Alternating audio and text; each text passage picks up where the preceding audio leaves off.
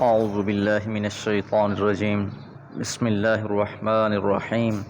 وإن لوطا لمن المرسلين إذ نجيناه وأهله أجمعين إلا عجوزا في الغابرين ثم دمرنا الآخرين وإنكم لتمرون عليهم مصبحين وبالليل أفلا تعقلون.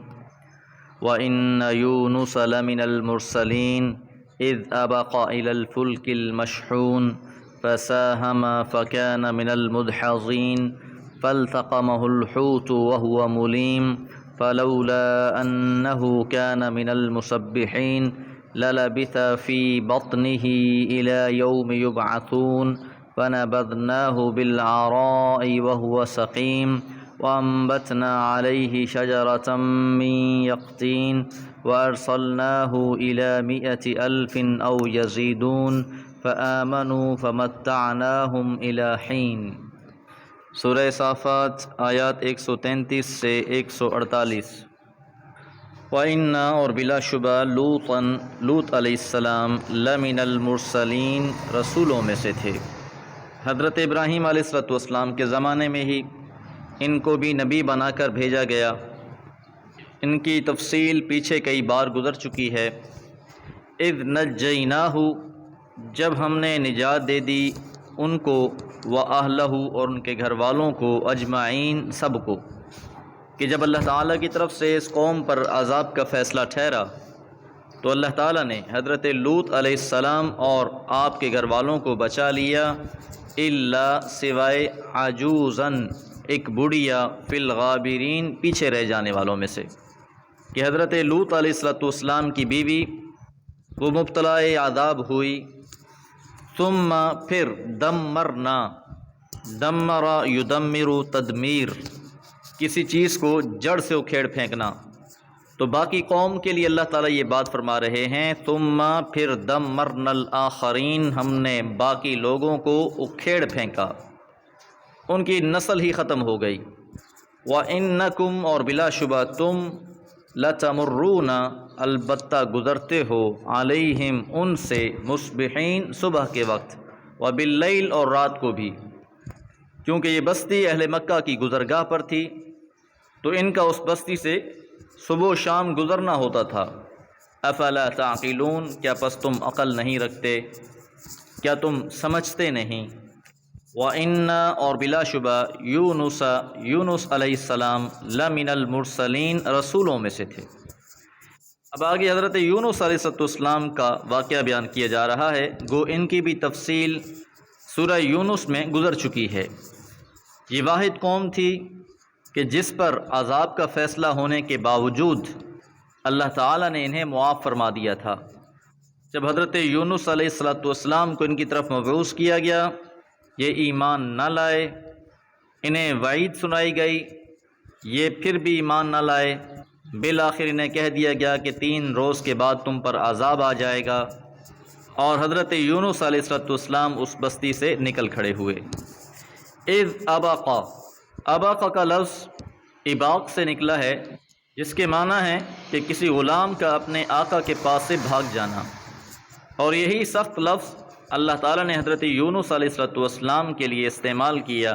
اذ ابق الی الفلک، جب وہ بھاگ کر پہنچے، الی الفلک کشتی کی طرف، المشحون جو بھری ہوئی تھی۔ ابھی حضرت یونس علیہ السلام کو اللہ تعالیٰ کی طرف سے یہ حکم نہیں ملا تھا کہ وہ اس بستی سے ہجرت کر جائیں۔ انہوں نے سوچا کہ اس بستی پر اللہ کے عذاب کا فیصلہ ہو چکا ہے، لہٰذا وہ یہاں سے نکل کھڑے ہوئے۔ بستی والوں نے جب عذاب کے آثار دیکھے، انہوں نے حضرت یونس کو تلاش کیا، انہیں نہ پایا، اور ساری قوم میدان میں نکل کر توبہ استغفار کرنے لگی، اللہ سے گڑ گڑا کر معافیاں مانگنے لگیں۔ اللہ نے قوم کو معاف فرما دیا اور ان سے عذاب ہٹا دیا۔ یہاں حضرت یونس علیہ السلام جب کشتی میں سوار ہوئے، کشتی موجوں میں پھنس گئی، فساہم پس انہوں نے قرآن اندازی کی، فکان پس وہ تھا، من المدحضین مغلوب ہونے والوں میں سے، کہ قرآن حضرت یونس علیہ السلام کے نام نکلا۔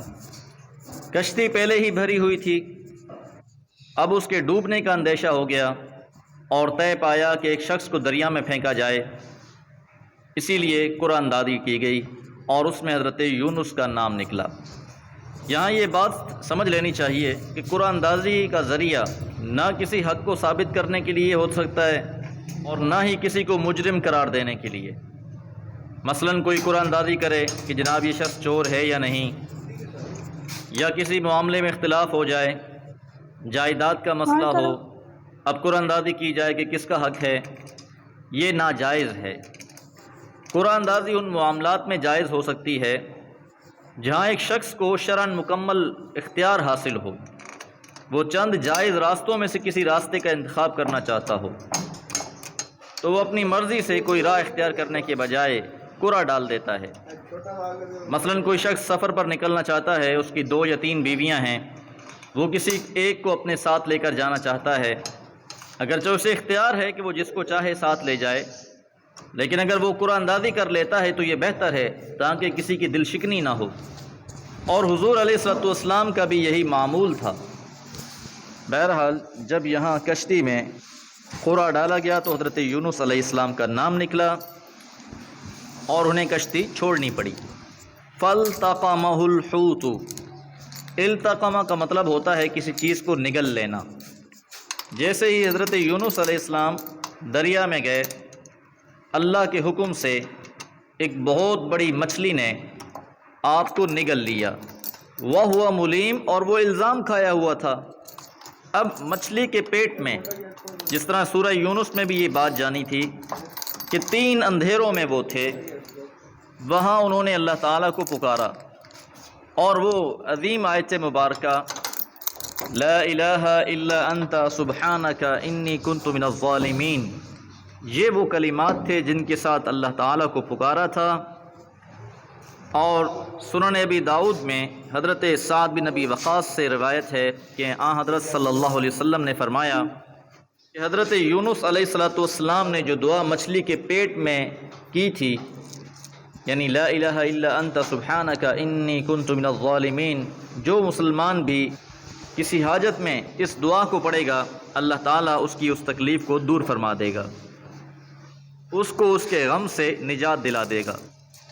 فلولا انہ کان، پس اگر وہ نہ ہوتے من المسبحین، تسبیح بیان کرنے والوں میں سے، کہ انہوں نے اس حال میں بھی اللہ تعالیٰ ہی کو پکارا، اگر ایسی بات نہ ہوتی، وہ اللہ کو نہ پکارتے، للبث فی بطنہ، تو وہ ضرور ٹھہرے رہتے اس کے پیٹ میں ہی، الی یوم یبعثون، زندہ کیے جانے کے دن تک، کہ روز قیامت لوگ اپنی قبروں سے نکلتے اور حضرت یونس علیہ السلام مچھلی کے پیٹ سے، یعنی حضرت یونس اس مچھلی کی پیٹ کے غذا بن جاتے۔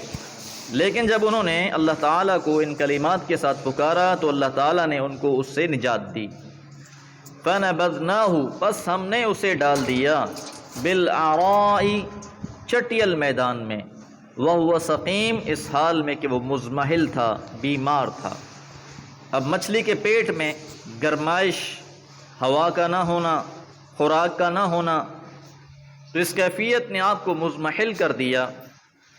تو اب ایک چٹیل میدان میں حضرت یونس علیہ السلام پڑے ہیں، وَأَنبَتْنَا، اور ہم نے اگا دیا، عَلَيْهِ، ان پر، شَجَرَةً مِّن یقطین، بیل دار درخت۔ لفظ یقطین بیل کے لیے استعمال ہوتا ہے، اور یہاں بعض نے کدو کی بیل بھی مراد لی ہے کہ اس کے پتے بڑے ہوتے ہیں، کیڑے مکوڑے اس سے دور رہتے ہیں، تو اللہ تعالیٰ نے حضرت یونس کی حفاظت کے لیے بیل لگا دی تاکہ ان کی حفاظت ہو سکے۔ اللہ تعالیٰ نے حضرت یونس علیہ السلام کو دوبارہ صحت و سلامتی عطا فرمائی، وَأَرْسَلْنَاهُ، اور ہم نے انہیں بھیجا، إِلَى 100,000، 1,00,000، او یزیدون، یا اس سے بھی زیادہ، کہ انہیں مبعوث کیا گیا ایک ایسی قوم کی طرف کہ جن کی تعداد 1,00,000 یا اس سے بھی زیادہ تھی۔ اب اس میں مفسرین کی آراء مختلف ہیں کہ آیا آپ کو دوبارہ اسی قوم کی طرف مبعوث کیا گیا، وہیں بھیج دیا گیا جو قوم توبہ طائب ہو چکی تھی، یا اس کے بعد آپ کو کسی اور قوم کی طرف بھیجا گیا؟ فآمنوا، پس وہ ایمان لائے، فمتعناہم، ہم نے انہیں فائدہ دیا الہین ایک وقت تک، کہ جو قوم حضرت یونس علیہ السلام پر ایمان لے آئی، اللہ تعالیٰ نے بھی پھر اسے نوازا، وہ اللہ کی نعمتوں سے بہرہ مند ہوئے۔ اللہ تعالیٰ ہمارا پڑھنا سننا قبول فرمائے۔ وما علیہ الا البلاغ۔